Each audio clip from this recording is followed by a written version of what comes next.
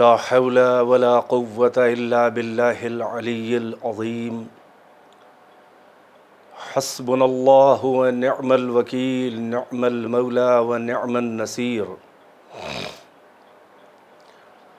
أعوذ بالله السميع العليم من الشيطان اللعين اللئيم الرجيم بسم الله الرحمن الرحيم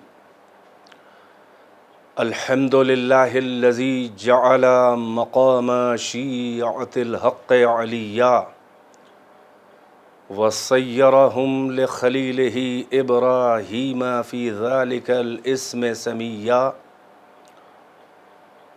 والصلاة والسلام والتحية والإكرام على المبعوث بالحق نبيا والمصطفى بالرسالة نجيا العبد المؤيد والرسول المسدد والنبي الممجد والمصطفى الأمجد والمحمود الأحمد صاحب الوقار والسكينة المدفون بأرض المدينة سيدنا ومولانا وحبيب قلوبنا وطبيب نفوسنا وشفيع ذنوبنا الملقب بالحبيب والمكنى بأبي القاسم محمد وآله الطيبين الطاهرين المعصومين أعلام الورى ومصابيح الدجى وأمان لأهل السرى الذين أذهب الله عنهم الرجس وطهرهم تطهيرا اللهم صل على محمد وآل محمد واللعنة الدائمة الباقية على أعدائهم وقتلتهم وغاصبي حقوقهم ومنكري فضائلهم والشاكين فيهم والمنحرفين عنهم أما بعد فقد قال الله تبارك وتعالى في القرآن المجيد بسم الله الرحمن الرحيم إن الله اصطفى آدم ونوحا وآل إبراهيم وآل عمران على العالمين ذرية بعضها من بعض صلوات بر محمد و آل محمد عزاداران سالار شہیداں اور ماتم داران شہدائے کربلا علیہم السلام،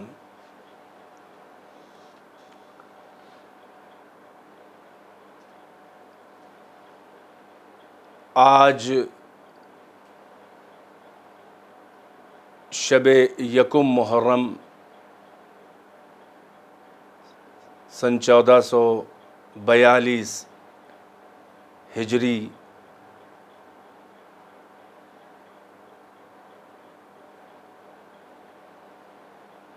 غم و اندوہ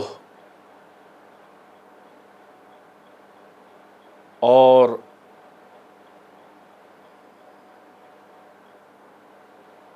مصیبتوں کی آہٹوں کے ساتھ نمودار ہو چکی۔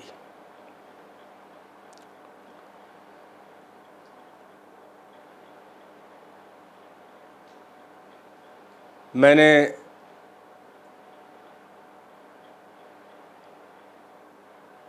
جس آیت کو عنوان سخن قرار دیا ہے، انشاءاللہ اسی آیہ وافی ہدایہ کو عنوان سخن قرار دے کے اس پورے عشرہ مجالس میں آپ تمام مومنین اور مومنات اور ماتم داران سید الشہداء ابو عبداللہ الحسین علیہم السلام کی خدمات بابرکات میں اپنے معروضات پیش کروں گا۔ یہ عشرہ محرم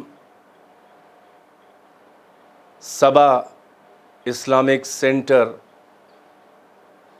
سین ہوزے کیلیفورنیا کے زیر اہتمام اور زیر انتظام منعقد کیا گیا ہے۔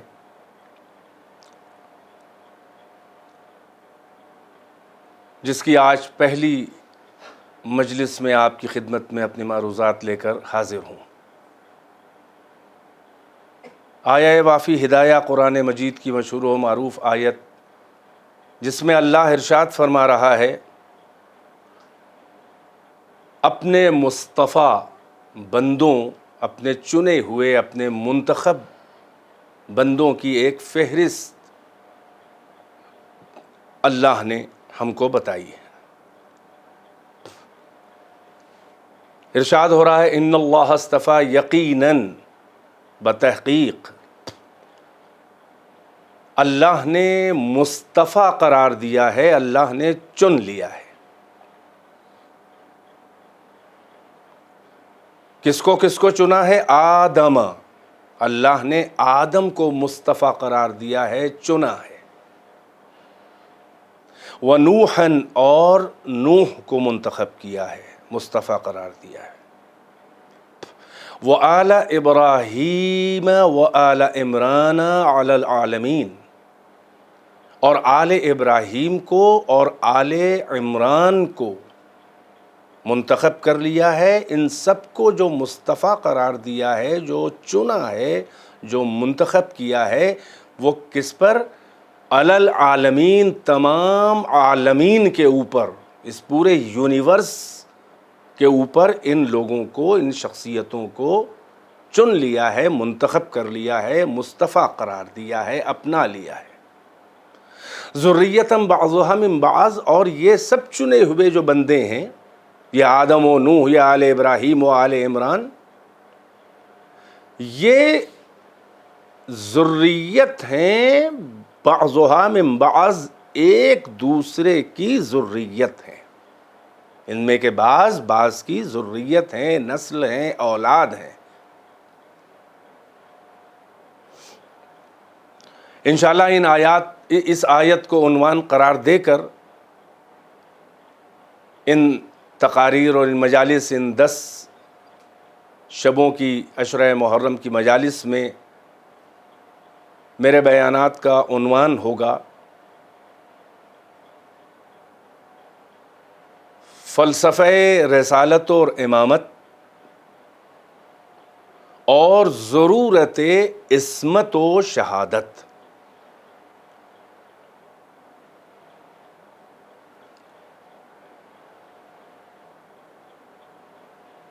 آج اس استقبال اضحیٰ اور شب رؤیت ہلال یعنی چاند رات کی مجلس کو خطاب کر رہا ہوں، چنانچہ چاہتا ہوں کہ کچھ عزائے حسین، بکا علی الحسین، ماتم حسین، شعائر حسینیہ پر کچھ گفتگو کروں۔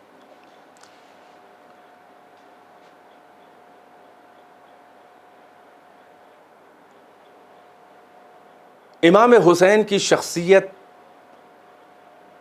اور ان کی عزاداری کی اہمیت کیا ہے، یہ دنیا کو بتانا ضروری ہے۔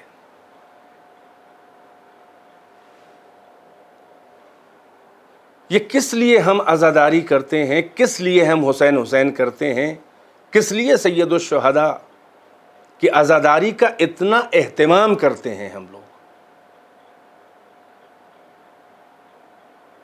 تو یہ عرض کر دوں کہ یہ جو مسلمانان عالم بلکہ بلا تفریق ادیان و مذاہب و مسالک و مشارب جو سید الشہداء، شہید اعظم، سالار شہیداں کی عزاداری اس کائنات میں، اس روئے زمین پہ کی جاتی ہے، وہ بغیر حسین سے متاثر ہوئے نہیں کی جاتی ہے۔ اگر مسلمانوں کے بارے میں یہ کہا جائے اور خاص طور سے شیعوں کے بارے میں یہ کہا جائے کہ ان کے رسول کے نواسے تھے، محمد رسول اللہ کی رسالت کے جو لوگ قائل ہیں، جو اسلام کے قائل ہیں، جو قرآن کے قائل ہیں، وہ آن حضرت کی امت میں ہیں، اور امتی وفاداری کے طور پر، محبت کے طور پر رسول اللہ سے جو ان کو عقیدت ہے اور ان پر ایمان ہے، اس پہلو سے ان کے نواسے، ان کی بیٹی فاطمۃ الزہرا علیہ السلام کے صاحبزادے کو مظلومیت سے قتل کیا گیا، تو وہ رسول اللہ کی عقیدت میں، محبت میں، یا اپنے دین کی مجبوری میں امام حسین کی عزاداری کرتے ہیں۔ تو یہ بات تو فقط شیعوں کے لیے یا بہت سے بہت مسلمانوں کے لیے کہی جا سکتی ہے، مگر سوال یہ اٹھتا ہے کہ وہ جو مسلم نہیں ہے، جو نہ وحی کا قائل ہے، نہ قرآن کا قائل ہے، نہ توحید کا اس طرح سے قائل ہے کہ جو اسلامی عقیدہ توحید اور قرآنی عقیدہ توحید ہے، جو محمد ابن عبداللہ کی رسالت اور نبوت کا بھی قائل نہیں ہے، وہ امام حسین کی سالانہ عزاداری کیوں کرتا ہے؟ وہ تعزیہ کیوں رکھتا ہے؟ وہ تعزیہ کیوں اٹھاتا ہے؟ وہ ذکر حسین کیوں کرتا ہے؟ کیوں سنتا ہے؟ وہ ماتم کیوں کرتا ہے؟ وہ حسین پہ گریہ کیوں کرتا ہے؟ یہ سوال ضروری ہے یہاں پر کہ جو مسلم نہیں ہے وہ بھی تو امام حسین کی یاد مناتا ہے، اور اس طرح سے سالانہ حسین کی یاد اور حسین کا تذکرہ شہادت کرتا ہے، اور ان پر گریہ و بکا بھی کرتا ہے، اور ان پر ماتم بھی کرتا ہے۔ یہ یہاں پر سوال یہ اٹھتا ہے کہ اس کو کوئی اسلام سے تو عقیدت نہیں ہے، رسول اللہ سے تو کوئی عقیدت نہیں ہے، وہ تو محمد کو اللہ کا رسول بھی نہیں مانتا ہے۔ بس اسی سوال کا اگر جواب دے دیا جائے تو حسین کی شخصیت سمجھ میں آ جائے گی۔ حسین کی شخصیت جو ہے وہ کسی بھی رشتے کی محتاج نہیں ہے، کسی نسبت کی محتاج نہیں ہے، کسی حوالے کی محتاج نہیں ہے۔ حسین ان شخصیتوں میں نہیں ہے کہ جو رشتہ داریوں کے طفیل میں جن کو اہمیت دی گئی ہو اور وہ ایک شخصیت مانے گئے ہوں۔ ہاں، یہ بات اپنی جگہ پر ہے کہ رشتوں میں نسبتیں ہوتی ہیں اور طرفین سے عزتوں اور حرمتوں اور اہمیتوں کا تبادلہ ہوتا ہے۔ ہمیں اس سے انکار نہیں ہے کہ حسین کا ایک پہلو فضل و شرف کا یہ بھی ہے کہ حسین کا نانا ہے، سید المرسلین ہے، سرخیل مرسلہ ہے، خاتم الانبیاء ہے، فخر بنی آدم ہے، نقطہ پرکار عشق ہے محمد حسین کا نانا۔ حسین کا نانا جو ہے وہ مرکز دائرہ محبت ہے۔ حسین کا نانا اس گنبد بیدر میں نغمہ کن کی پہلی صدائے بازگشت ہے۔ حسین کا نانا صاحب معراج ہے۔ حسین کا نانا حبیب پروردگار ہے۔ یہ ہے حسین کا بہت بڑا شرف ہے۔ یقیناً حسین کا ایک شرف کا پہلو یہ بھی ہے کہ حسین کا باپ جو ہے وہ علی ہے، وہ اشجع العرب ہے، وہ اعلم العرب ہے، وہ ولی الاولیاء ہے، وہ قطب الاقطاب ہے۔ یہ سب ہے اپنی جگہ کے اوپر، مگر ساتھ ہی ساتھ آپ ایک اور پہلو بھی ہے کہ حسین کی ماں کون ہے؟ سیدۃ نساء عالمین ہے، یعنی اولین و آخرین میں تمام خواتین کی سردار حسین کی ماں ہے۔ حسین کا بھائی جو ہے وہ حسن مجتبی ہے، وہ حسین سے پہلے امام ہے۔ مگر عزیزو، ایک طرف یہ نسبتیں ہیں، نانا ہیں، دادا ہیں، نانی ہیں، دادی ہیں، یہ سب بڑی بڑی نسبتیں حسین کے پاس ہیں، مگر یہ بھی بتا دوں کہ اگر حسین کے لیے شرف ہے کہ ان کے نانا سید الانبیاء ہیں، تو ان کے نانا رسول اللہ کے لیے بھی شرف ہے کہ ان کا بیٹا اور ان کا نواسا جو ہے وہ جوانان جنت کا سردار اور اس ساری کائنات میں سب سے بڑا اور سب سے اونچا شہید ہے۔ اگر حسین کے لیے یہ شرف ہے کہ حسین علی مرتضیٰ کے صاحبزادے ہیں، تو ان کے لیے بھی شرف ہے کہ ان کا بیٹا جو ہے وہ پیشانی انسانیت کا جھومر ہے کہ جس پہ اغیار بھی ناز کرتے ہیں، ایسا علی کا بیٹا ہے۔ اگر حسین کے لیے شرف ہے کہ فاطمہ ان کی ماں ہے، تو سیدہ کے لیے بھی شرف ہے کہ حسین نے اپنے بزرگوں کا اور اپنی ماں کا نام اونچا کر دیا۔ خون کی اور شیر کی تاثیر حسین نے دکھا دی ہے۔ سیدہ کے لال سے بڑا کوئی اسلام کا محسن نہیں ہے، انسانیت کا محسن نہیں ہے۔ تو یہ طرفین سے رشتوں کے تبادلے ہیں۔ میرا کہنے کا مقصد یہ ہے کہ اگر یہ محترم نسبتیں اور رشتے حسین کی بزرگوں سے نہ بھی ہوتی تو حسین تھے۔ وہ اور ہیں جو رشتوں سے پہچانے جاتے ہیں، اور وہ اور ہیں جو اپنی خود شخصیت میں ایک انجمن ہوتے ہیں اور اتنے معتبر ہوتے ہیں کہ سارے رشتے اس سے منسوب ہو کر ناز فرماتے ہیں۔ تو ہم شیعہ اور مسلمان کیوں نہ حسین پہ ناز کریں؟ یہی وہ پہلو حسین کی شخصیت کا ہے کہ حسین ہیں۔ حسین اپنی شخصیت اور اپنی عزت میں انڈیپینڈنٹ اور مستقل ہیں، اور اس کا ثبوت آپ کو یہی ملے گا جو میں ایک جملہ پہلے کہہ چکا ہوں کہ حسین کو فقط مسلمان ہی نہیں مانتے ہیں، حسین کو فقط شیعہ ہی نہیں مانتے ہیں، ہیں, حسین کو تمام ادیان عالم کے لوگ مانتے ہیں, حسین کو ہندو بھی مانتا ہے, حسین کو بدھسٹ بھی مانتا ہے, حسین کو کرسچن بھی مانتا ہے, حسین کو جو اور یہودی بھی مانتا ہے. ارے بلکہ جس کا کوئی دین نہ ہو, کوئی مذہب نہ ہو, مگر اسے حسین سے عقیدت ہے, کیونکہ اس نے تاریخ کے جھروکوں میں دیکھ لیا ہے, اس نے جو ہے وہ کتابوں کے اندر تلاش کر لیا ہے حسین کو کہ حسین کون شخصیت تھی اس عالم انسانیت میں. یہی سبب ہے کہ ساری اقوام حسین کی طرف کھینچی ہوئی چلی آتی ہیں.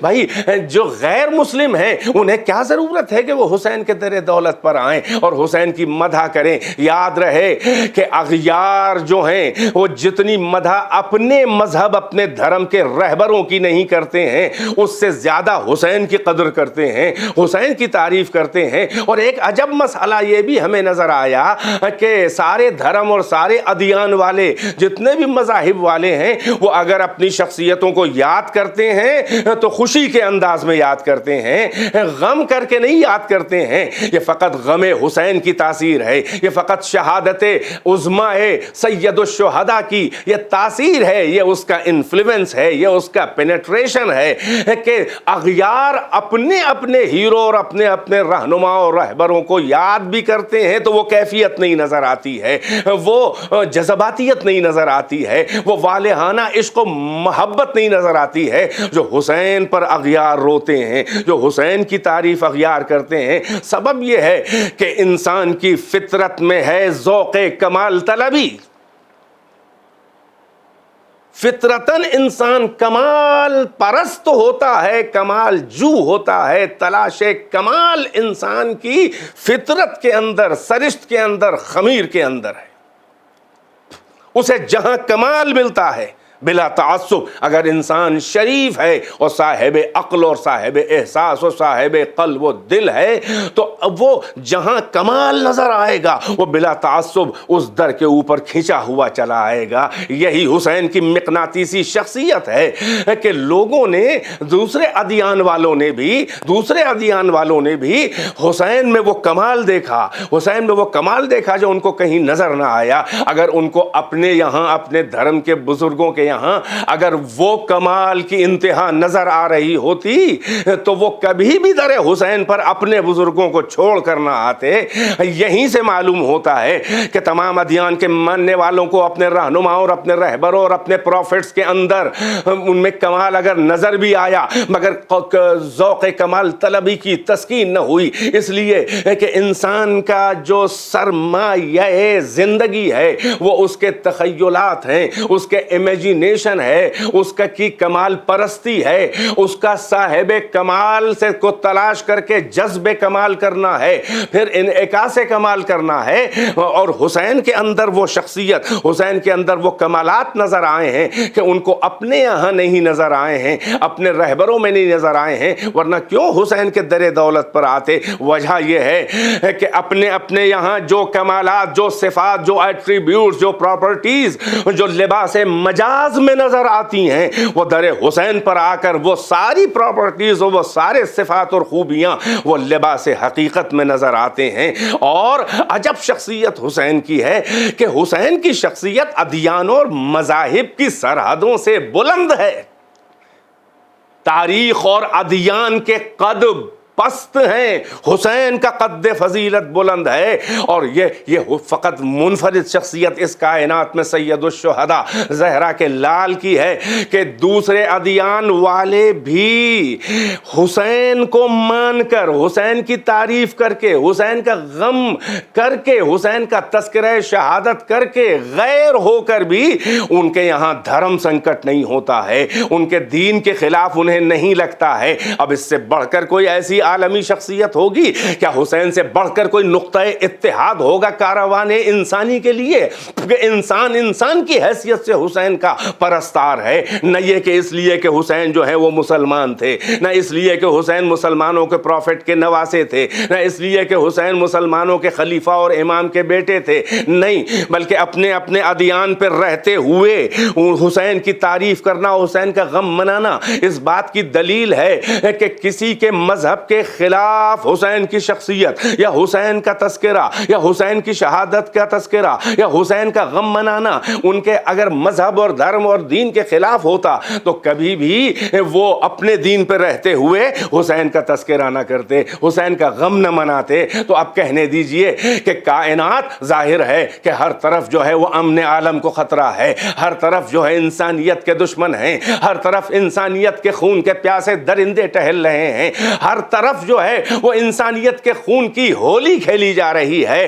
کہیں دھرم اور مذہب اور دین کے نام پہ جھگڑے اور انسانوں کو لڑایا جا رہا ہے اور اختلاف پیدا کر کے کچھ تو خون کا عالم زمین کو لال کر دیا گیا ہے, اور کبھی سیاست کے بہانے سے ہے, کبھی لیڈرشپ کے بہانے سے ہے, یہ مختلف جو بہانے ہیں. اور ہر طرف سے سسکتی ہوئی انسانیت کی مظلومانہ آواز بلند ہو رہی ہے کہ کوئی تو ایک نقطہ اتحاد انسانیت کو مل جاتا کہ جس کے نام پر ہر شریف النفس انسان, ہر امن پسند انسان آ کے جمع ہو جاتا. عزیزو یاد رہے کہ جتنی بھی شخصیتیں کائنات میں ہیں ہم کو ڈسپیوٹڈ نظر آئیں, وہ سب شخصیتیں ایسی تھیں نہیں کہ جن میں ڈسپیوٹ کیا جائے, مگر بہرحال یہ جو تعصب چلا آ رہا ہے تاریخی ادیان و مذاہب کا, ہمیں وہاں نظر آتا ہے کہ دوسرے کے پروفٹ کا نام بھی لیتے ہوئے لوگ ڈرتے ہیں کہ کہیں ہمیں وہی نہ سمجھ لیا جائے. مگر حسین کی شخصیت جیسا کہ میں نے عرض کیا یہ ادیان و مذاہب کی سرحدوں سے کہیں بلند ہے, یعنی مذاہب بعد میں شروع ہوتے ہیں,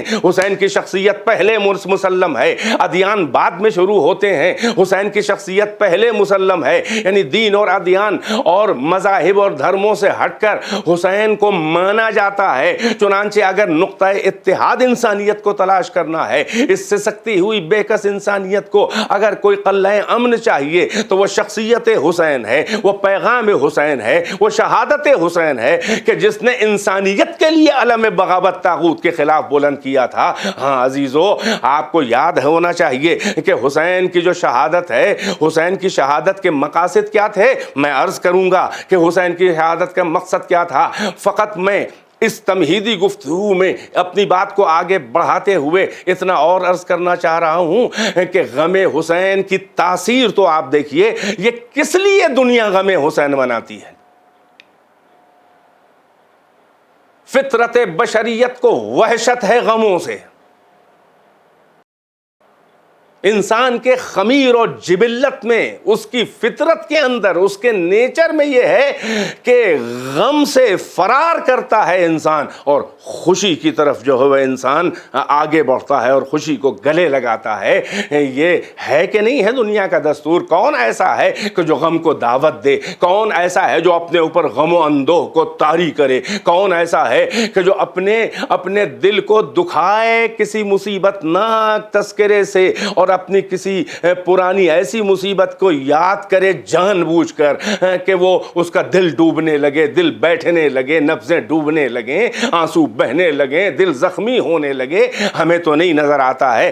حتیٰ کہ زن پسر مردہ بھی ہو کہ جس کا اکلوتا بچہ بھی مر گیا ہو, آپ دیکھیں اس نے کبھی ایسا پہلے سے نہیں سوچا تھا کہ میرا بچہ مر جائے, نہ اس نے کوئی ایسا ارادہ کیا تھا, نہ اس نے کوئی ایسا اعلان کیا تھا. وہ راضی نہیں ہے کہ میرا بچہ مرے, اور اگر مر بھی جائے تو جو آپ دیکھیے کتنا بھی کسی کا کوئی عزیز مر جائے, جو پہلے جس وقت انتقال اور وفات اور موت کے وقت جو کیفیت ہوتی ہے وہ چند دن کے بعد نہیں رہ جاتی ہے, جو سوئیوں و 40ویں کے بعد کیفیت ہوتی ہے وہ پھر ویسی نہیں رہ جاتی کہ جیسی شروع میں ہوتی ہے. چند مہینوں کے بعد غم کم ہونے لگتا ہے, چند سال گزر جائیں تو اب وہ بے چینی اور وہ تڑپ نہیں رہتی ہے, فقط یاد آ گئی اور کبھی آنسو آ گیا اور کبھی آنسوؤں کو پی گئے, یعنی وحشت ہوتی ہے. اسی لیے شریعت نے منع کیا ہے کہ پہلے کہا ہے کہ اگر تمہیں کوئی خبر ملے, کوئی پڑوسی ہو, کوئی عزیز ہو, کوئی جان پہچان ہو, کوئی مر گیا ہے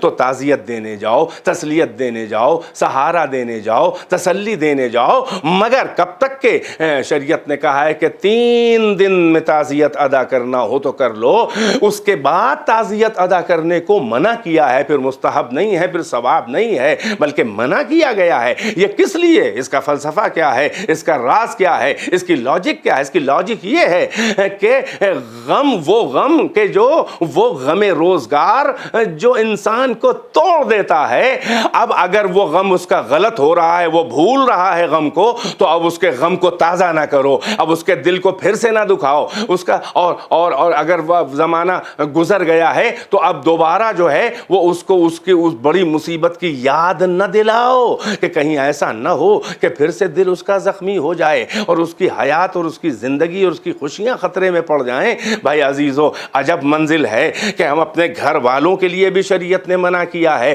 کہ تم تعزیت 3 دن کے بعد نہ دینا۔ وجہ یہ ہے کہ غم دنیا کا مزاج ہے کہ وہ زندگی کو کوتاہ کر دیتا ہے، یہ غم روزگار شمع حیات کو پگھلا دیتا ہے۔ یہ وہ غم ہے دنیا کا کہ زندگی کے درخت میں گھن لگ جاتا ہے، یہ دنیا کے غموں کا مزاج ہے۔ مگر اللہ اکبر، غم حسین کیا ہے؟ غم حسین میں تو ہم نے دیکھا ہے کہ غم کا اہتمام کیا جاتا ہے، اغیار بھی غم مناتے ہیں۔ ارے محرم آنے کا سال بھر انتظار رہتا ہے، اور محرم جب جانے لگتا ہے تو غم ہونے لگتا ہے، تو وحشت ہونے لگتی ہے۔ محرم سے پہلے جذب و کشش ہوتا ہے کہ غم حسین آ رہا ہے، محرم جانے کے دن آتے ہیں تو وحشت ہونے لگتی ہے، درد ہونے لگتا ہے۔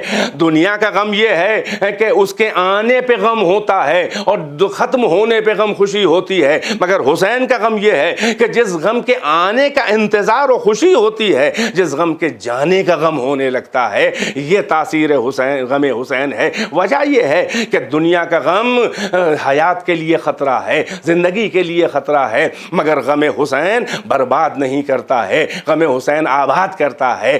غم حسین جو ہے اور زندگی دیتا ہے، غم حسین جو ہے وہ انسان کو انسان بناتا ہے۔ اور اتنا بھی یاد رہے کہ کوئی بھی ایسا انسان نہیں ہے کہ جو مفاد پرست نہ ہو، کوئی بھی ایسا انسان نہ ملے گا آپ کو غیر معصوم جو پروفٹ نہ ہو، کہ ان کو اپنی غرض نہ ہو۔ ہر انسان ہر کام جب ہی کرتا ہے جب اسے کوئی اس سے فائدہ حاصل ہونے والا ہو، اگر فائدہ نہ ہو تو وہ کام نہیں کرتا۔ اور عقل بھی یہی کہتی ہے کہ جلب منفعت کرو، دفع ضرر کرو، یعنی منفعت اور پروفٹ اور فائدہ حاصل کرنے کی کوشش کرو، اور ضرر اور نقصان جہاں ہو رہا ہو اس کو دفع کرو، اس کو دور کرو، اسے قریب نہ آنے دو۔ تو غم حسین سے یہ ساری کائنات جو ہے جو منسلک ہے، یعنی غیر مسلم بھی ہیں در حسین پر غم حسین مناتے ہیں، اور مسلمان اور شیعہ بھی مناتے ہیں۔ تو اس کا سبب جانتے ہیں آپ کیا ہے؟ اس کا سبب یہی ہے کہ اس کائنات کے انسانوں کو فائدہ ہے غم حسین سے۔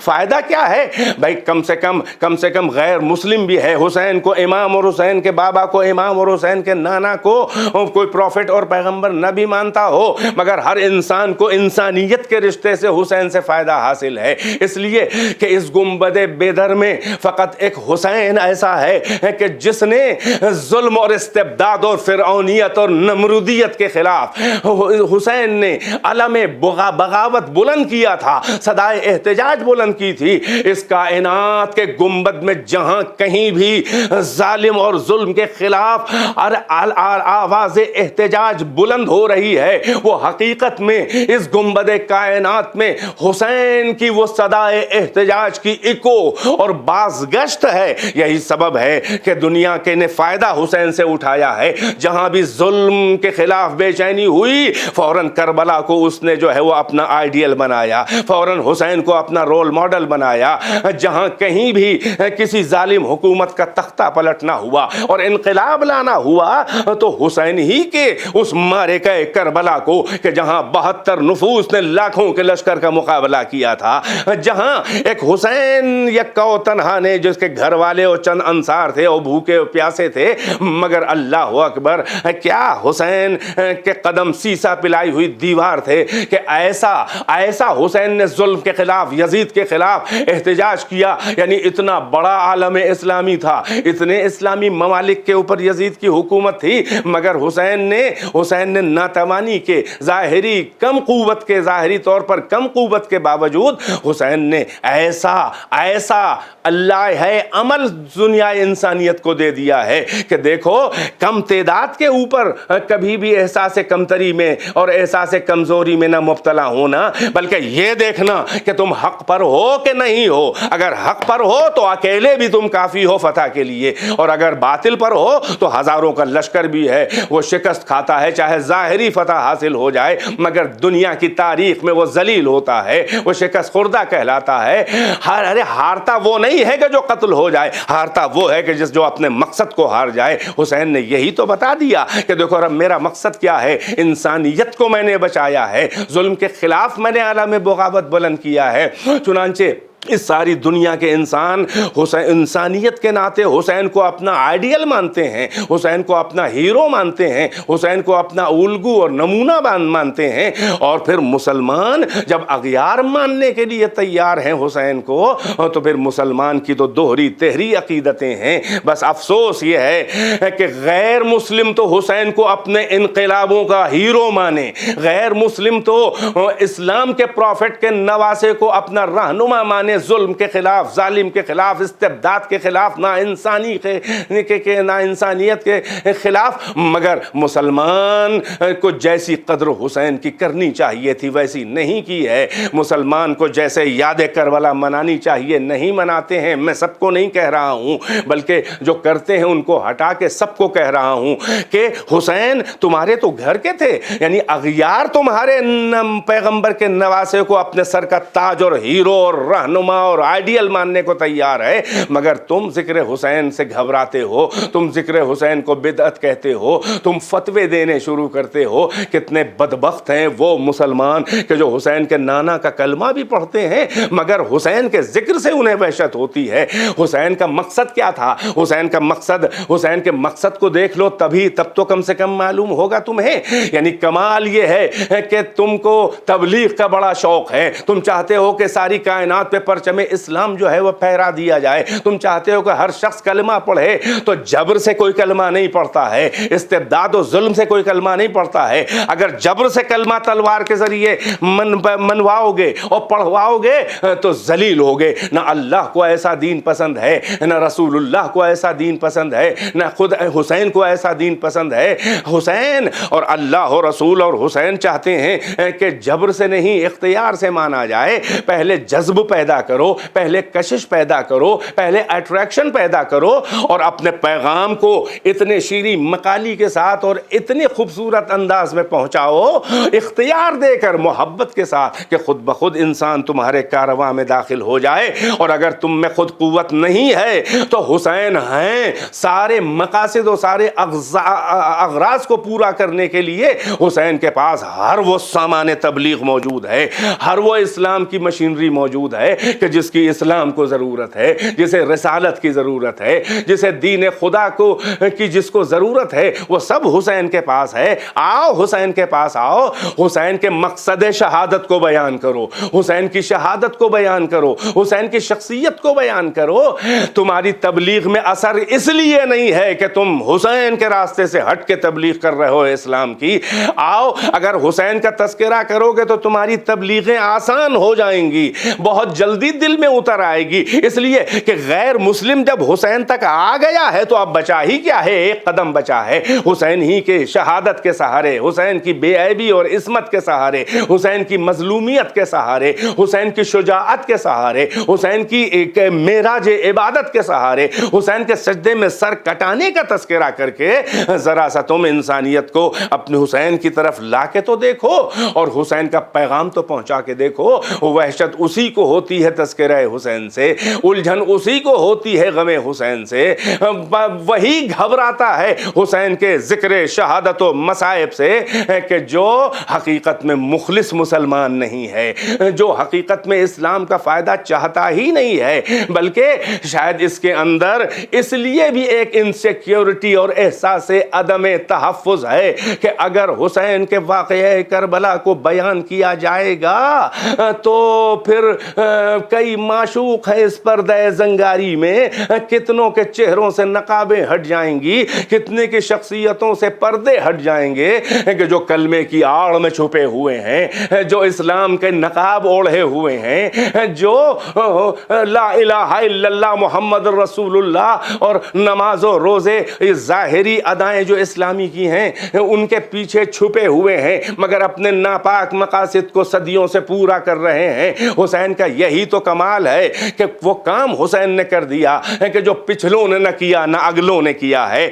حسین نے باطل کے چہرے سے اپنے پنجے صبر اور استقامت سے ایسی نقاب نوچی ہے کہ پچھلوں کے چہرے بھی عریاں کر دیے اور اگلوں کا صبح قیامت تک بھی تعارف کرا دیا اور معیار بنا دیا۔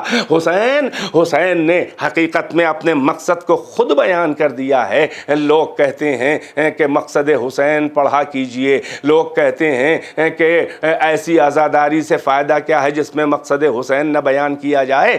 آپ سمجھے کیا ہیں عزاداری کو؟ کس نے منع کیا ہے مقصد حسین نہ بیان کریں؟ اور کیا بیان کیا جاتا ہے مجالس حسین میں؟ کیا مقصد حسین نہیں بیان کیا جاتا ہے؟ کیا مقصد یا عزاداری کیا مقصد رسول اللہ نہیں ہے؟ عزاداری کیا اللہ کا مقصد نہیں ہے؟ کیا حسین پہ گریہ کرنا، حسین کی عزاداری، ان کا تذکرہ شہادت، ان کے مصائب بیان کرنا کیا زہرا کی تمنا نہیں ہے؟ کیا ائمہ اہل بیت کی وصیت نہیں ہے؟ آپ دیکھیں حسین کی عزاداری، ہم تو آنسو کہہ رہے ہیں، یہ فقط حسین کا تذکرہ مصیبت سن کے آنسو بہ جانا یہ خود مقصد حسین میں سے ایک مقصد ہے، یہ مقصد حسین میں سے ایک مقصد ہے، یہ مقصد رسول اللہ ہے، یہ سنت رسول اللہ ہے، یہ عمل رسول اللہ ہے۔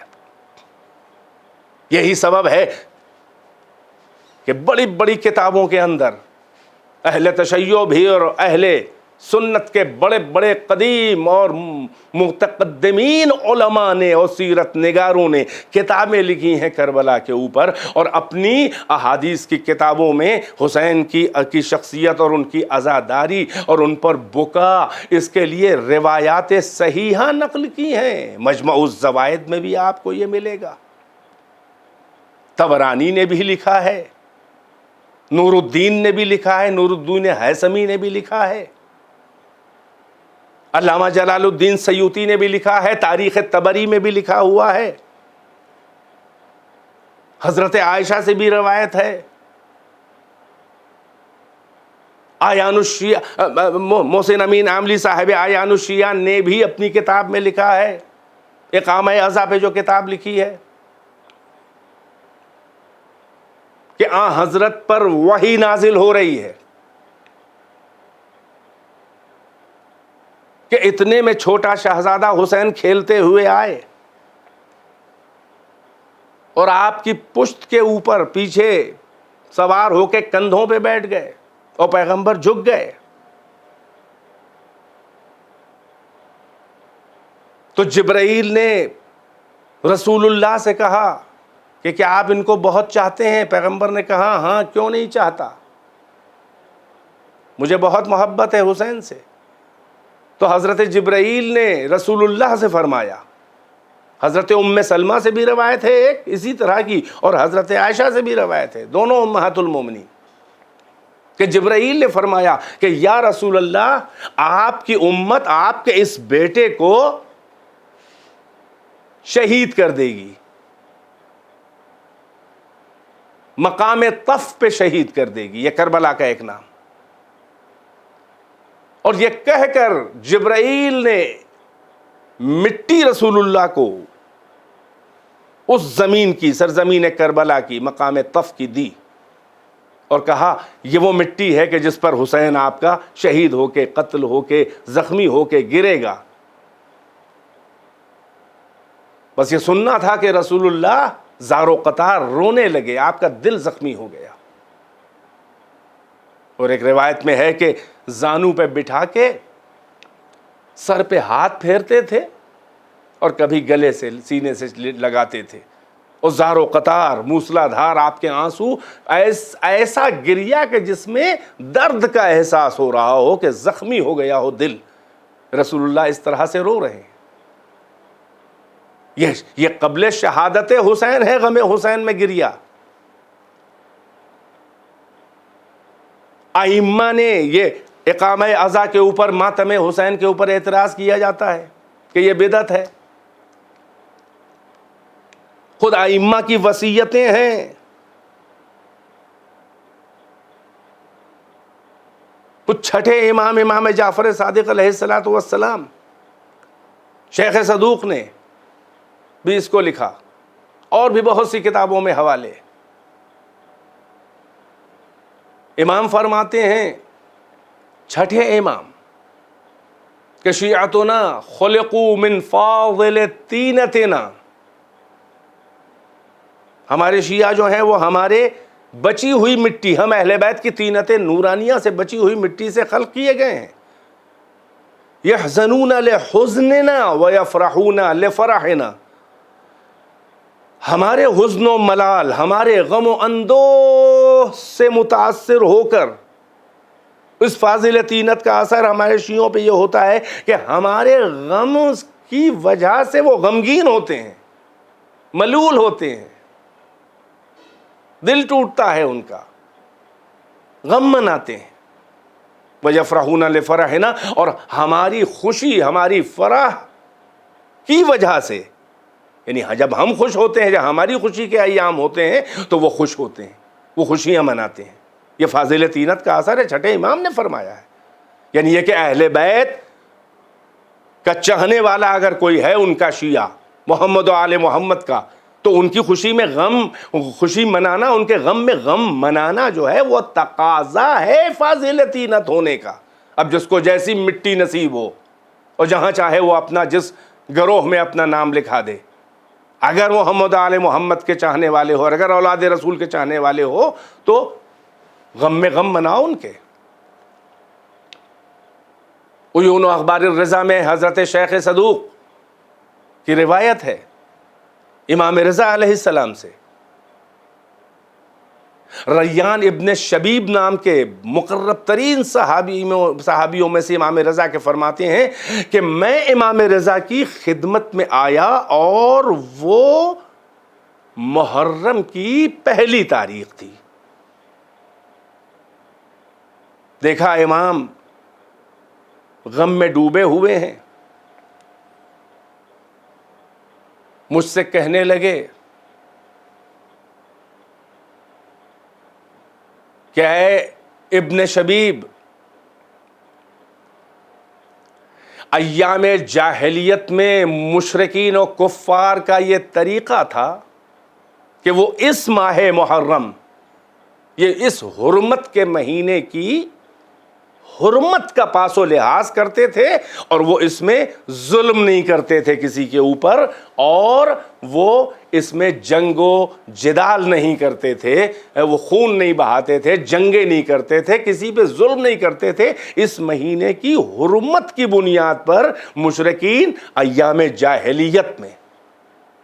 پھر امام فرماتے ہیں زخمی دل کے ساتھ کہ مگر اس امت نے ماہ محرم کی حرمت کا کوئی پاس و لحاظ نہ کیا، اپنے رسول کی ذریت کو قتل کیا، اپنے رسول کی بیٹیوں کو، بہووں کو، ان کی نساء کو، رسول اللہ کی خواتین کو، ان کے گھر کی خواتین کو اسیر کیا، بے حرمتی کی، ان کی بازاروں میں پھرایا، جکڑا، رسیوں میں اسیر کیا، اور ان کا مال لوٹ لیا، ذریت، اپنے رسول کی ذریت کا مال لوٹ لیا. پھر امام فرماتے ہیں کہ یا ابن شبیب، ان کنت باکیا لشیء فابک لحسین ابن علی ابن ابی طالب فإنه ذبح کما یذبح الکبش. اے ریان ابن شبیب، اگر تو کسی چیز کے لیے بھی رونا چاہے تو حسین ابن علی پر رویا کر، ان پر بکا کیا کر، ان پہ گریا کیا کر، اس لیے کہ حسین کو اس طرح سے ذبح کیا گیا کہ جیسے گوسفند ذبح کیا جاتا ہے۔ اللہ اکبر۔ آپ نے دیکھا کہ امام رضا کہہ رہے ہیں، پہلی محرم کو ابن شبیب سے کہہ رہے ہیں کہ حسین پہ رویا کرو، حسین پہ گریہ کیا کرو۔ یہ ائمہ کی وصیتیں ہیں، یہ امر ہیں ان کے، یہ حکم ہیں۔ چھٹے امام فرماتے ہیں کہ رحم اللہ عبدا احیا امرنا، اللہ اس بندے پہ رحم کرے جو ہم اہل بیت کے امر کو زندہ کرے، ہماری باتیں بیان کرے، ہمارے فضائل و ہمارے مصائب بیان کرے۔ ائمہ نے اقامہ عزا پر، حسین کی عزاداری پر، حسین کے تذکرے پہ زور اتنا دیا ہے، خود کیا ہے اور کروایا ہے۔ کبھی ذاکر کی حیثیت سے کسی مناسبت سے بات چھڑ گئی یا ایام عزا حسین ہوئے، عاشور کا دن ہوا یا شروع کے 10 دن میں کوئی دن ہوا، خود تذکرہ حسین کرتے تھے اور چاہنے والے اصحاب شیعہ روتے تھے، یعنی یہ کہ خود ذاکری فرماتے تھے، مصائب حسین بیان کرتے تھے۔ اور ایسا ہوتا تھا جو تمام کتابوں میں لکھا ہوا ہے کہ شعراء کو، اشعار کہنے والوں کو تحزیز کرتے تھے، تحریض کرتے تھے، ان کی ہمت افزائی کرتے تھے، ان سے فرمائش کرتے تھے، انہیں انکریج کرتے تھے، ان کو حکم دیتے تھے کہ اگر میرے جد حسین ابن علی پر اگر کچھ کہہ کے لائے ہو یا تمہارے پاس کچھ ہے اشعار ان کا مرثیہ تو ہمیں سناؤ۔ اور اہتمام کرتے تھے ائمہ کہ پردہ ڈال کے حرم سرا میں خواتین عصمت و طہارت سے کہتے تھے کہ آ کے بیٹھو، میرے جد مظلوم حسین ابن علی کا ذکر ہونے جا رہا ہے، اور مجمع بھی گریہ کرتا تھا، حتیٰ کہ خواتین عصمت و طہارت کی آوازیں بلند ہو جاتی تھیں۔ یہ اہتمام عزائے حسین ائمہ نے کیا ہے۔ یہ کس لیے اہتمام کیا ہے؟ یہ اس لیے اہتمام کیا ہے ائمہ نے کہ حسین کی شہادت کے بعد بنی امیہ کا پھر استبداد کم نہ ہوا، اور حسین نہ کربلا میں نہ قید خانے میں حسین کو رونے دیا گیا، اہل بیت اطہار کی خواتین کو، امام سجاد کو، اور اس کے بعد بھی اتنی پابندیاں تھیں، اتنا ظلم تھا کہ ذکر حسین نہیں ہو سکتا تھا، عزائے حسین نہیں ہو سکتی تھی۔ یہ صدیاں جو گزر گئیں، یہ جذبات کو ضبط کرنے میں، جذبات کو گھوٹنے میں، آنسوؤں کو پینے میں، تو ائمہ نے بات کے ادوار میں جن کو موقع ملا ہے، خاص طور سے 5ویں امام اور اس سے بھی زیادہ 6ٹھے امام اور پھر 8ویں امام کو ولی عہدی کے دور میں بھی، تو ان ائمہ سے سب سے زیادہ روایات عزائے حسین کے بارے میں، عزائے حسین کی اہمیت کے بارے میں، عزائے حسین کی افادیت کے بارے میں، مقصد حسین کے بارے میں، یہ روایتیں زیادہ تر آپ کو ان ائمہ سے بیچ والے ملیں گی۔ یہ ائمہ نے کس لیے امام حسین کی عزاداری کی اتنی اہمیت کو اجاگر کیا اور بیان کیا تاکہ راوی اور محدثین اور ان کی بعد میں کتابوں میں آ جائے، اور تا وارث کربلا اور وارث حسین کے ظہور تک یہ سلسلہ جاری رہے، اور ہمارا امر، ہمارا حکم، ہماری فرمائش، ہماری خواہش، ہماری تدبیر، ہمارا انداز، ہماری سیرت، ہماری سنت، ہماری عزاداری، یہ نسلاً بعد نسل ہمارے چاہنے والوں میں منتقل ہوتی رہے۔ یعنی اتنی اہمیت روایات میں ائمہ اہل بیت نے عزائے حسین، اقامہ عزائے حسین پر دی ہے کہ جس کا فلسفہ سمجھنا بہت ضروری ہے۔ یہ یوں ہی نہیں اہمیت دی ہے، نماز کے بارے میں بیان کیا ہے، روزے کے بارے میں بھی بیان کیا ہے، پورا دین بیان کیا ہے، کیا چھوڑا ہے ائمہ اہل بیت نے، وارثان رسول اللہ نے، مگر عزائے حسین کی بھی اہمیت کم نہیں بتائی ہے، روایات میں اتنی اہمیت بتائی ہے کہ جس سے سمجھ میں آتا ہے کہ یہ عزائے حسین کیا ہے، یہ محافظ دین ہے، یہ محافظ اسلام ہے۔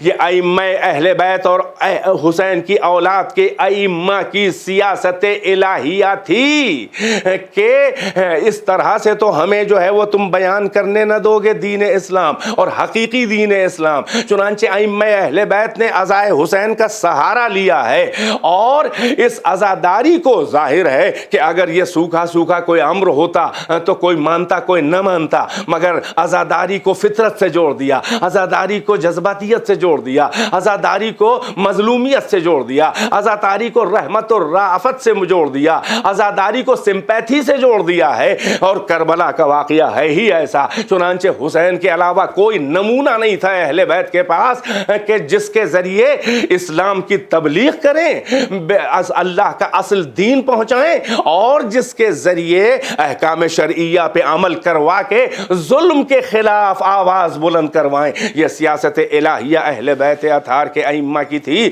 کہ تم جو نقابیں چہروں پہ مقدس نما لوگ تاریخ میں لگائے ہوئے تھے، تذکرہ حسین کے ذریعے اہل بیت اطہار اور ائمہ نے سیاست امیہ کی بھی بےخنی کر دی، بنی امیہ کی بھی، سیاست بنی عباس کی بھی کر دی، اور بعد رسول اللہ جتنے بھی غاصبان خلافت و امامت تھے ان سب کے راز اس عزاداری کے ذریعے اہل بیت نے کھول دیے ہیں کہ جب حسین کا تذکرہ ہوگا تو بات بہت دور تک جائے گی اور سب بے نقاب ہو جائیں گے۔ یہ ہے فلسفہ عزاداری حسین، یہ ہے مقصد عزاداری حسین، اور حسین سے بہتر اپنے مقصد عزاداری کو کون سمجھے گا؟ چنانچہ حسین نے وصیت میں لکھا بھی ہے اور بیان بھی کیا ہے، محمد حنفیہ سے بھی وصیت کی ہے۔ حسین خود اپنے مقصد کو بتائیں گے یا کوئی دوسرا بتائے گا، یا ذاکر نائک بتائے گا کہ یہ معاذ اللہ دو شہزادوں کی جنگ تھی، یہ سیاست کی جنگ تھی۔ حسین سے بہتر کوئی اپنے کو جانے گا، حسین سے بہتر کوئی اپنے مقصد کو جانے گا، حسین سے بہتر کوئی اپنے اقدام کے فلسفے کو بتائے گا۔ چنانچہ امام حسین نے خود اپنا مقصد خروج اور مقصد قیام بتا دیا ہے۔ کیا بتایا حسین نے؟ حسین نے کہا انی لم اخرج اشرا ولا بطرا ولا ظالما ولا مفسدا بل انما خرجت لطلب الاصلاح فی امت جدی اريد ان امر بالمعروف وانهى عن المنکر واسیر بسیرت جدی و ابی علی ابن ابی طالب۔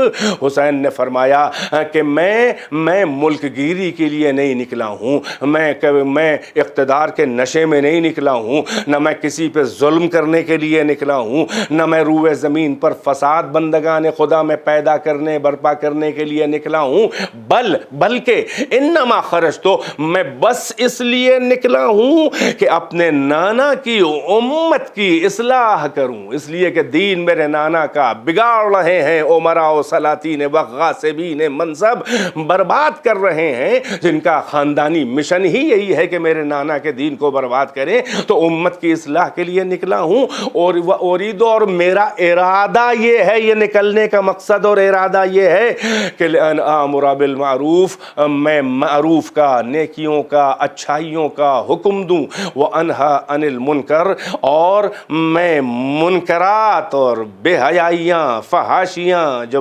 گناہ ہیں، جو بری باتیں ہیں، جو دین کو برباد کرنے والی ہیں، میں ان منکرات سے منع کروں، لوگوں کو روکوں۔ اور پھر اگلا مقصد بتاتے ہیں کہ وہ بلکہ تمام مقاصد کا جو خلاصہ ہے سمیٹ کے دو لفظوں میں حسین مقصد قیام اپنا بتا رہے ہیں، مقصد خروج بتا رہے ہیں کہ وہ اسیر بسیرت جدی رسول اللہ و ابی علی ابن ابی طالب۔ اب میں اس لیے نکلا ہوں کہ میں اپنے نانا کی، رسول اللہ کی سیرت پر عمل کروں اور اپنے باپ علی ابن ابی طالب کی سیرت اور ان کی راہ پر چلوں، جو میرے لیے وہ نقوش قدم میرے دونوں یہ بزرگ چھوڑ گئے ہیں۔ دیکھیے حسین نے اپنا مقصد بیان کر دیا کہ یہ جو میں نکلا ہوں، یہ جو میں انکار بیعت فاسق کر کے یہ کہہ کے کہ مثلی لا یبایع مثلا، میرا جیسا اس کے جیسے، یزید کے جیسے کی کبھی بھی بیعت نہیں کر سکتا ہے، یہ حسین نے انکار بیعت کر کے جو نکل کے اپنا مقصد بتایا ہے اور یہ کہا کہ میں اپنے نانا اور اپنے باپ کی سیرت پہ چل رہا ہوں، یہ جو نکلا ہوں انکار بیعت فاسق کر کے، یہ حسین نے صاف بتا دیا کہ جیسے میں اس فاسق وقت یزید اللعین کی بیعت نہیں کر رہا ہوں، نہ میرے نانا نے کسی کی بیعت کی ہے، نہ میرے باپ نے کسی وقت کے ظالم و جابر کی بیعت کی تھی، اس لیے کہ میں انہی کی سیرت پہ چل رہا ہوں۔ یہ کوئی نیا اقدام نہیں ہے میرا جو لوگ کہیں کہ نانا نے تو ایسا نہ کیا، بابا نے تو ایسا نہ کیا, بھائی نے تو ایسا نہ کیا, خاندان والوں نے, بزرگوں نے تو ایسا نہ کیا. نہیں, میں اپنے بزرگوں, وہ بھی معتبر ترین کائنات کے دو بزرگوں یعنی محمد اور علی, اپنے نانا اور باپ کی سیرت پہ چل رہا ہوں. یہ مقصد حسین ہے. یعنی امر بالمعروف مقصد حسین تھا, نہی عن المنکر مقصد حسین تھا, امت رسول اللہ کی اصلاح مقصد حسین تھا, بیعت فاسق کا, طاغوت کا انکار کر کے اور اس کے خلاف علم بغاوت بلند کرنا, یہ مقصد حسین تھا. یہ مقصد حسین خالی نہیں تھا کہ آپ بس ممبر پہ بیٹھ کے یا جمعے کے خطبوں میں یا کسی بھی موقع کے اوپر نشستوں میں فقط آپ امر بالمعروف اور نہی عن المنکر کر دیں. یہ تو ہر مسلمان کا فرض ہے کہ ایک دوسرے کے لیے امر بالمعروف کرے, نہی عن المنکر کرے, مگر جن کے رتبے ہیں سوا, ان کو سوا مشکل ہے. حسین کا اصل مقصد تھا اصلاح امت. حسین کا اصل مقصد تھا اپنے وقت کے, اپنے ملک کے طاغوت اور ظالموں کے خلاف علم احتجاج و بغاوت بلند کرنا, چاہے جان سے گزرنا پڑ جائے, چاہے گھر بار کو برباد لٹوا دینا پڑے, چاہے نسل جو ہے وہ کاٹ دی جائے تلواروں سے. یہ مقصد حسین تھا. یہ مقصد حسین تھا. اچھا نہیں لگتا ان لوگوں کی زبانوں سے یہ تانے دینا لوگوں کو, عزاداروں کو, کہ مقصد حسین, عزاداری بیکار ہے. کچھ بیکار نہیں ہے. خود عزائے حسین بھی مقصد حسین ہے. خود علم عباس بلند کرنا بھی مقصد بلند ہے, مقصد حسین ہے. حسین پہ گریہ کرنا, ان کے ذکر فضائل و مصائب بیان کرنا بھی مقصد حسین ہے. ساتھ ہی ساتھ شریعت کو تو فائدہ ہی پہنچانا ہے نا, اسلام کو فائدہ پہنچانا ہے نا. تو کون سا ایسی مجلس ہے جس میں اللہ کا ذکر نہ ہو, جس میں رسول اللہ کا ذکر نہ ہو, جس میں اسلام کے فلسفے کا ذکر نہ ہو, جس میں اسلام کے اصول و فروع کا ذکر نہ ہو. مگر ساری محنتیں اور سارے مقاصد جمع ہو کر اگر ایک نقطے پر پہنچتے ہیں تو وہ ہے کہ ظالم کے خلاف علم احتجاج بلند کرنا. یہی حسین کے بابا کی بھی وصیت تھی کہ کن للظالم خصما وللمظلوم عونا, ظالم کے ہمیشہ مخالف رہنا, دشمن رہنا, اور مظلوم کے ہمیشہ مددگار رہنا. وہ کوئی بھی ہو, وہ مسلمان ہو یا غیر مسلمان ہو. اگر ظالم ہے, اگر مظلوم ہے تو تمہیں ہر طرح سے ساتھ اس کا دینا ہے جتنی تمہاری حیثیت ہے, اور اگر وہ ظالم ہے تو اس کے مخالف رہنا ہے, چاہے کوئی بھی تمہیں نقصان پہنچنے والا ہو. یہ مقصد حسین. آج کی دنیا کو ضرورت ہے کہ حسین کے اس مقصد کی پیروی کرے, اس کو پورا کرے. اور وہ بعد میں کریں گے کہ جو حسین کے دین پر نہیں ہے یا حسین کے نانا کے دین پہ نہیں ہے, جو دین حسین کے اوپر ہیں, جو دین اسلام اور نانا کے دین پر, حسین کے نانا کے دین کے اوپر ہیں, ان سے بڑھ کر مقصد حسین کون پہچانے گا, اور ان سے بڑھ کر مقصد حسین کو پورا کرنے کا کسے حق ہے. بس عزیزوں, میں نے اپنے دامن وقت کی گنجائش سے چند منٹ اوپر اس پہلی جو افتتاحی مجلس ہے اور جو عزاداری کے فلسفے کے اوپر مجھے بولنا تھا, میں نے آپ کا وقت کچھ زیادہ لے لیا کیونکہ اہتمام عزاداری ہے. آج شب یکم محرم ہے. بس عزادارو, جو حسین کا مقصد جو تھا, مگر اس عظیم مقصد کو حاصل کرنے کے لیے حسین کو کیا کیا قربانیاں دینی پڑیں. ہاں, حسین کو نانا کا مدینہ چھوڑنا پڑا, ارے نانا کے مزار کو چھوڑنا پڑا, ماں کی لحد کو چھوڑنا پڑا, بھائی کی قبر کو چھوڑنا پڑا, گھر والوں کو چھوڑنا پڑا, خاندان والوں کو چھوڑنا پڑا. ہاں, حسین اجزا اپنے ساتھ لے کر آئے تھے. ہاں حسین اسی لیے جب مکے سے نکل رہے تھے, مدینے سے مکے آ گئے ہیں, اور مکے سے حسین اب حج سے ایک دن پہلے حج کو عمرے سے بدل کر کہ شامی نمائندے اور بنی امیہ کے اور ابن زیاد اور یزید کے یہ جاسوس اور کارندے جو ہیں وہ سازش کے در پہ ہیں, وہ آستینوں میں خنجر چھپائے ہوئے ہیں, چاہتے ہیں کہ حرم امن الہی پہ مجھے قتل کر دیں. نگاہ امامت سے حسین ان سازشوں کو بھانپ گئے تھے, چنانچہ حسین نے نہیں چاہا کہ حرم امن الہی پہ میرا خون گرے اور حرمت حرم امن الہی پامال ہو. حج کو عمرے سے بدل کے حسین نکل رہے ہیں. بس عزادارو, بات کو تمام کر دیتا, مگر کوئی قلب حسین سے پوچھے کہ حسین کا نکلتے وقت کیا حال ہو رہا تھا. ہاں, افسوس تو اس کا ہے کہ کسی ایک شخص نے بھی حسین سے یہ نہ پوچھا کہ اے جان شریعت کہاں جا رہے ہیں، حج نہ کریے گا کیا؟ اے رسول اللہ کے بیٹے، علی کے فرزند، زہرا کے دلبند، آپ کہاں جا رہے ہیں؟ اور آپ آئیں تو آپ کی ہم رکابی میں حج کا فریضہ ادا کریں، آپ کے نانا کے ساتھ حج کرنے کا مزہ آ جائے۔ کسی ایک صحابی نے نہ کہا عجب حسین کے دل کا امتحان ہے کہ رسول نانا کی امت کے مسلمان جو ہم پر ایمان لائے بغیر مومن نہیں ہو سکتے، جو میرے نانا نے جن کو انسان سے مسلمان بنایا ہے، مومن بنایا، امتی تو جمع ہو رہے ہیں، غلام تو حج کے لیے جمع ہو رہے ہیں، مگر شریعت کا آقا جو ہے وہ حج بیت اللہ کیے بغیر کعبۃ اللہ الحرام کو چھوڑ رہا ہے۔ کوئی ایک بھی درد حسین کا محرم نہیں ہے، کوئی ایک تو حسین کے دل پہ ہاتھ رکھ کے یہ پوچھ لے کہ آقا کہاں جا رہے ہیں۔ کسی ایک نے نہ روکا، مگر حسین کے دل کی کیفیت کوئی پوچھے نہ پوچھے، شہر مکہ تو جانتا ہے حسین کی اہمیت و تقدس حسین کا، کوئی حسین کے درد دل کو سمجھے نہ سمجھے، کعبۃ اللہ الحرام تو حسین کی اہمیت اور وزن اور حسین کی شخصیت کو پہچانتا ہے۔ ارے کوئی پوچھے نہ پوچھے، صفا و مروہ تو پہچانتے ہیں، میدان منا تو جانتا ہے، مشعر الحرام تو جانتا ہے، میدان عرفات تو حسین کی اہمیت کو جانتے ہیں۔ یہی سبب ہے میرا دل کہہ رہا ہے کہ کسی نے نہ پوچھا ہو مگر شہر مکہ نے کہا ہوگا کہ کہاں جا رہا ہے اے فرزند رسول اللہ، اے اس کا بیٹا کہ جس کے دم قدم کی برکت سے سرزمین مکہ لائق قسم بنی اللہ کی نظر میں،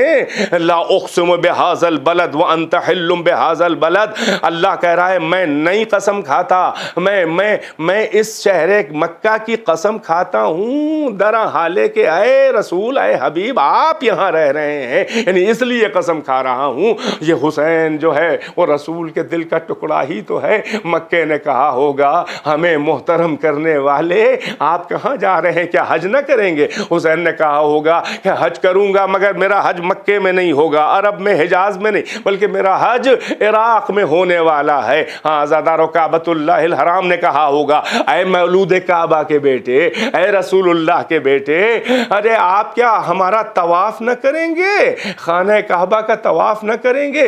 ارے آواز حسین نے دی ہوگی اپنے عمل سے اور اپنے جذبات سے، بغیر لفظوں کے اپنے احساسات سے آواز دی ہوگی، جواب دیا ہوگا کہ ہاں طواف کروں گا مگر خیمہ زینب کا طواف کروں گا سرزمین کربلا کے اوپر۔ ہاں صفا و مروہ نے کہا ہوگا کہ حسین کیا ہمارے درمیان آپ صحیح نہ کریں گے؟ حسین کا لبیک اللہم لبیک صفا و مروہ کے درمیان نہ کریں گے، ہرولہ نہ کریں گے؟ حسین نے کہا ہوگا کروں گا، صحیح کروں گا، مگر یہاں نہیں تیرے درمیان صفا و مروہ، بلکہ مقتل اور خیمہ رباب کے درمیان میں بھی صحیح کروں گا، میں 7 بار آگے اور 7 بار پیچھے، مگر کیفیت کیا ہوگی؟ میرے ہاتھ میں ننھے سے اصغر کا جنازہ ہوگا، میں لبیک کے بجائے انا للہ و انا الیہ راجعون کہنے کے لیے جا رہا ہوں میدان کربلا۔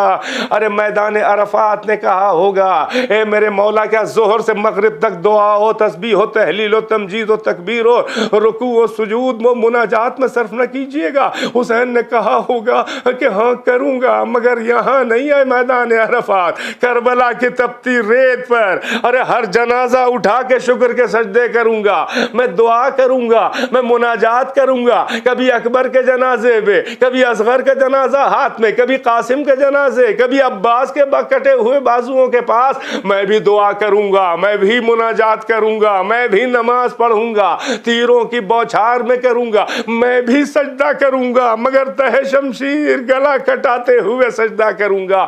ہاں عزادارو اجرکم علی اللہ، یہ حسین کے جذبات ہیں، کوئی پوچھے نہ پوچھے۔ میدان منا نے کہا ہوگا اے میرے مولا، اے میرے مولا، یہ میدان مینا نے پوچھا ہوگا کہ آپ کیا قربانی نہیں پیش کریں گے، کیا ہدیہ نہیں پیش کریں گے؟ حسین نے کہا ہوگا کروں گا، مگر میدان کربلا میں 10 ذی الحجہ کو نہیں بلکہ 10 محرم الحرام کو قربانی پیش کروں گا۔ اے میدان مینا جانوروں کی پیشانی نہیں بلکہ 71 منتخب روزگار چنے ہوئے اللہ کے بندے، ان شہداء کی قربانی، اور ایک قربانی تو ایسے ہوگی جیسے مینا، ارے تیری زمین پر قربانی آگے آگے، حاجی پیچھے پیچھے چل رہا ہوتا ہے، میری قربانی وہ شبیہ رسالت اکبر میرے آگے آگے، بوڑھا باپ پیچھے پیچھے قربانی کے چلا جا رہا ہوگا۔ بس عزادارو مجلس تمام کر دی، مینا نے کہا ہوگا کیا مبیت نہ کیجئے گا، رات میں نہ سوئیے گا، یہ بھی تو ایک رکن حج ہے۔ حسین نے کہا سوؤں گا مگر شام غریبہ تپتی ہوئی ریت پہ گلا کٹا کے رہوں گا۔ ہاں بس عزادارو یہی وہ شب ہلال، یہی چاند رات ہے محرم کی کہ جس میں ائمہ کے چہرے کے رنگ زرد ہو جاتے تھے، سوائے وا جدہ وا حسینہ وا مظلومہ کے کچھ نہیں کہتے تھے۔ ہاں جب کربلا قریب آ رہی تھی تو یہ شب ہلال کربلا سے پہلے حسین نے بھی دیکھا ہوگا، بیویوں نے بھی، زینب نے بھی، رباب نے بھی دیکھا ہوگا۔ ہاں عزادارو ارے کیسے کیسے مناظر نظر آ رہے ہوں گے۔ یہ شب ہلال محرم جب حسین نے کربلا سے قریب دیکھی ہوگی، اس ہلال میں ایک طرف تو بوڑھے صحابیوں مسلم ابن اوسجہ اور حبیب ابن مظاہر کی کمر خمیدہ کا منظر تھا، اور ایک اس پتلے سے ارے چاند میں وہ نحیف و لاغر رباب کے اصغر کا بھی عکس نظر آ رہا تھا۔ ہاں ابھی شب ہلال ہے، سب خاندان رسالت زہرا کا گلشن میں ابھی بہار ہے۔ ہائے وہ کربلا کہ جہاں زہرا کا گلشن تاراج ہونے والا ہے۔ اجرکم علی اللہ فسیعلم الذین ظلموا ای منقلب ینقلبون۔ اللہم العن قتلة الحسین واصحابہ اجمعین۔ ربنا تقبل منا انک انت السمیع العلیم بنبیہ وآلہ الاطہار۔ اللہم عجل فی فرج مولانا صاحب الزمان۔ یا حسین یا حسین۔